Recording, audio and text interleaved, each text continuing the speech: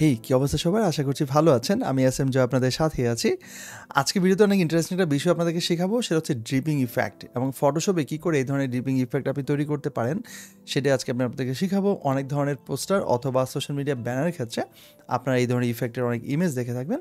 হয়তো আপনাদের মনে প্রশ্ন আসছে যে কী করে করতে হয়। সো চলেন ফটোশপে মাত্র কয়েক মিনিটে এই কাজটা আমরা কী করে করতে পারি সেটা আমি আপনাদেরকে দেখাই। প্রথমে যেটা করব, এই ইমেজটা একটা স্টক ফুটেজ বা স্টক সাইট থেকে নেওয়া। আপনি চাইলে এই ধরনের ছবি খুব ইজিলি নিয়ে নিতে পারেন। সো আমরা যে কোনো সিলেকশন টুলে গিয়ে দেন হচ্ছে এখানে সিলেক্ট সাবজেক্ট একটা অপশন রয়েছে, সেখানে ক্লিক করে দিই। আমরা এই সাবজেক্টটাকে সিলেক্ট করে নিচ্ছি, অন্য কোনোভাবেও আপনি সিলেক্ট করতে পারেন। এখানে দেখা যাচ্ছে ছোটো করে একটু জায়গা, এখানে অংশ এখানে বাকি আছে। সো এটা আমরা সিলেকশনের মধ্যে যেহেতু আছে, সো অল্টার চেপে ধরে এখানে হচ্ছে এটাকে বাদ দিব। এটাকে আমরা মাইনাস করে দিলাম। এরপর এটাকে আমরা যদি এখানে নিয়ে যাই এবং এইখানে রাখা অবস্থায় এখানে আমরা হচ্ছে লেয়ার মাস্ক বা অ্যাড মাস্কে প্রেস করে দিই। এই যে নিচে কোণায় এখানে প্রেস করে দিলাম, দেন দেখা গেল এটা মাস্কে হয়ে গেল এবং ব্যাকগ্রাউন্ডটা ভ্যানিশ হয়ে গেল বা রিমুভ হয়ে গেল। সো এরপরে আমরা যেটা করবো সেটা হচ্ছে এখানে এটাকে একটু ছোটো করে নিই, কন্ট্রোল টি প্রেস করে একটু পুচকি করে নিই ছোটো করে, এবং মোটামুটি এই জায়গাটাকে রেখে দিলাম, এন্টার প্রেস করে দিলাম। এবার আমাদের ইফেক্ট দেওয়ার জন্য একটা আরেকটা ইমেজ আছে, যেটা হচ্ছে ড্রিপিং ইফেক্ট দেওয়ার জন্য আপনি এটাকে বানাতে পারেন, তবে এত কষ্ট করে বানানোর দরকার নেই। এই ধরনের ইফেক্টগুলো বা এই ধরনের ইমেজগুলো আপনি পাবেন। আপনারা যদি চান তাহলে আমাদের ফেসবুক গ্রুপেও যুক্ত হয়ে এই ধরনের ইফেক্টের ইমেজগুলো সেখানে চাইলে আপনি নিয়ে নিতে পারেন, বা প্রয়োজনে সেখানে আমি আপনাদেরকে দিয়ে দিব।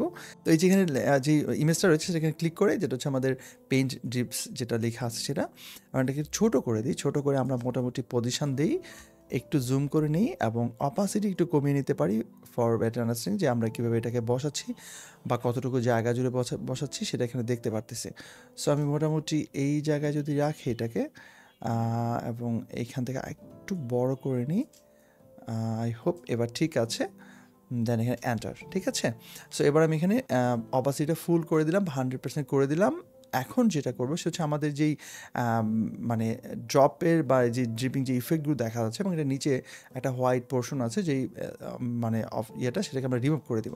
সো প্রথমে এটাকে আমরা ম্যাজিক ওয়ান টুল দিয়ে সিলেক্ট করতে পারি খুব সহজে, বা আপনি কুইক সিলেকশন টুল নিতে পারেন, তবে এখানে ম্যাজিক ওয়ান টুলটা খুব ভালো কাজ করবে কারণ যেহেতু একটা সলিড কালার রয়েছে, রাইট। সো এখানে এটাকে ক্লিক করে দিই এবং সিলেক্ট হয়ে গেল। তবে দেখেন এখানে এর মাঝখানে কিছু সাদা ছোটো ছোটো অংশ আছে যেটা কিন্তু সিলেক্ট হয়নি। সো এগুলো যদি সিলেক্ট করতে চাই তাহলে একটা অপশন আছে, রাইট বাটন ক্লিক করে পাই, সেটা হচ্ছে সিমিলার।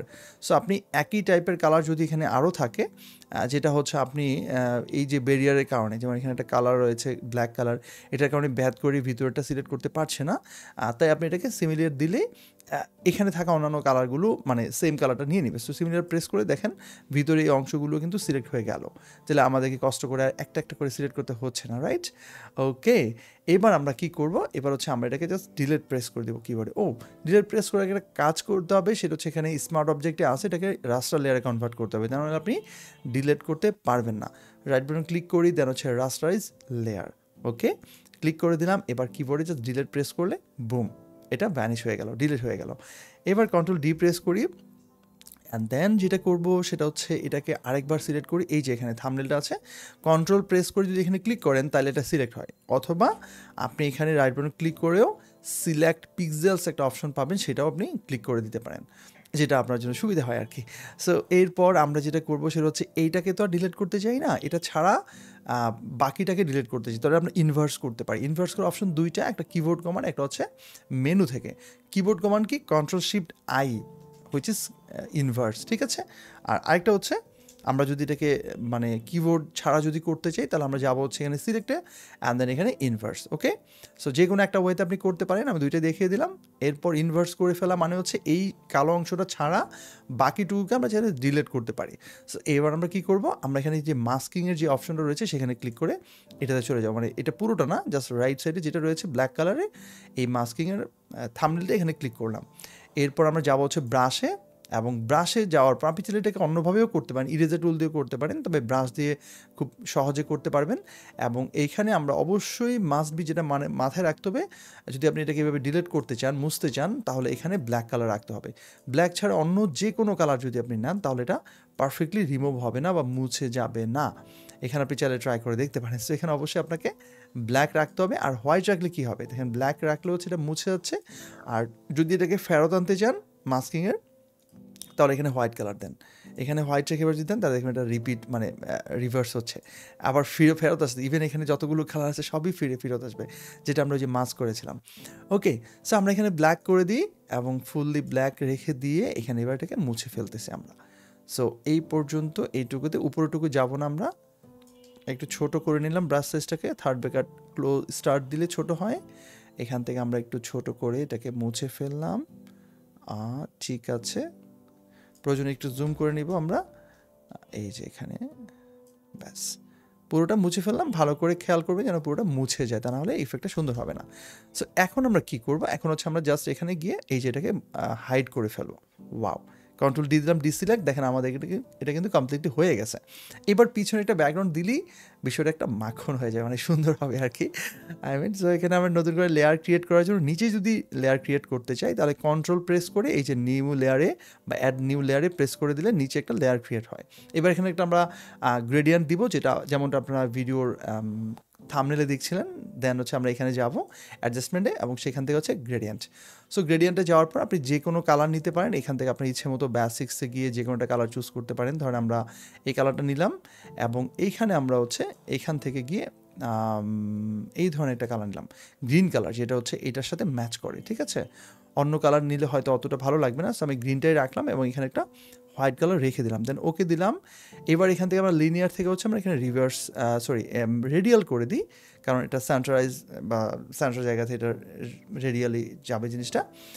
এখন এখান থেকে যদি আমরা এটাকে 0 করে দিই, দেন এখানে আমরা রিভার্স করে দিলাম, তাহলে উল্টা হলো, যেটা মানে রিভার্স তো বুঝিনি, যেটা রিপিট হবে বা রিফ্লেক্ট হবে ওয়ান কাইন্ড অফ।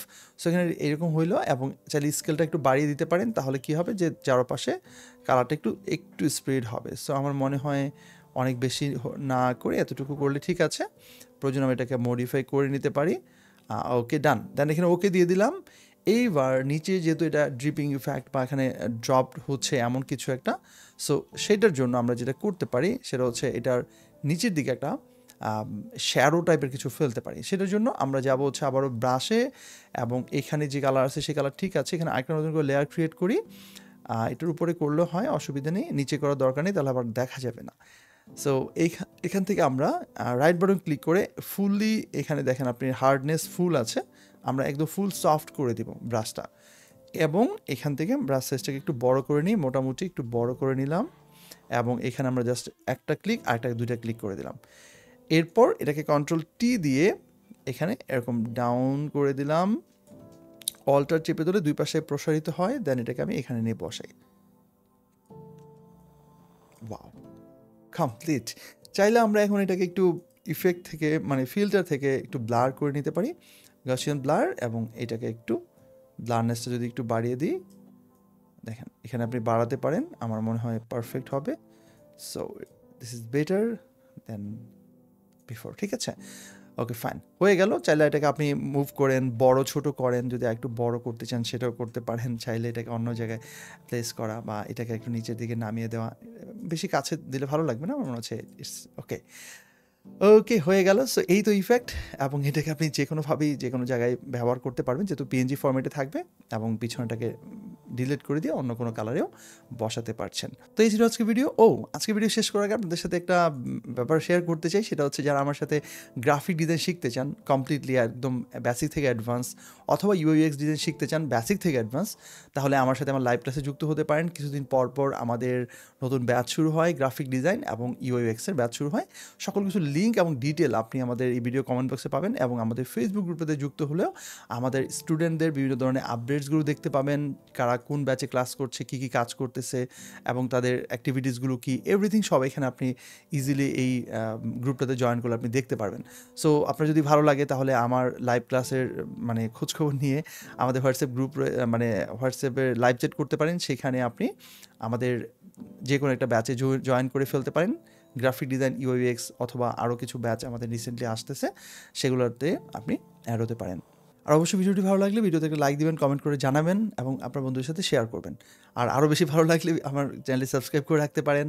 তো দেখা হবে পরবর্তী কোনো ভিডিওতে, সে পর্যন্ত ভালো থাকেন, সুস্থ থাকেন, নিরাপদে থাকেন। আজকের মতো সাইন আউট করছি, আল্লাহ হাফিজ।